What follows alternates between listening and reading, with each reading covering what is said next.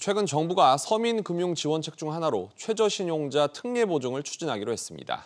하지만 안심전환 대출 때처럼 이번에도 국회가 제동을 걸고 나섰습니다. 김성훈 기자의 보도입니다. 최저신용자는 신용점수 하위 10% 이하를 말합니다.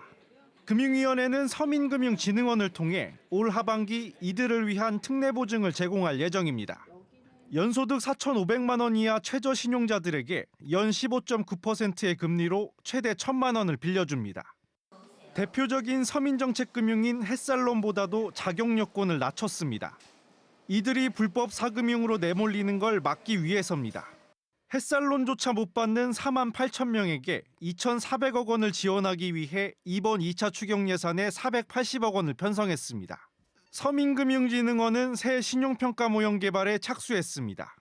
일단은 자금 이용 전에 저희가 금융교육 다 제공을 해드릴 거고요.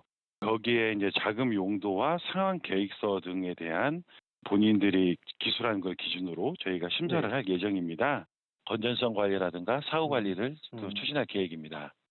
하지만 국회예산정책처는 철저한 관리가 필요하다고 지적했습니다. 햇살론과 달리 과거 연체 이력이 있는 이들도 대출을 받을 수 있기 때문입니다. 정부가 예상한 부실률은 20%, 빚을 못 갚아 서민금융진흥원이 대신 갚아주는 대위 변제율은 40%입니다. 하지만 국회는 햇살론 등을 봤을 때 부실률이 더 높아질 수 있다고 봤습니다. 허용하는 거는 전적으로 공감하고요. 그러나 그분들이 돈을 갚기 위해서 애를 써야 되는데 애를 안 쓴다든지 설계를 잘못하면 도덕적 해이를 오히려 조장하는 거죠. 자생 얘기를 할까요? 이런 부분들을 높일 수 있도록 강화돼야 된다.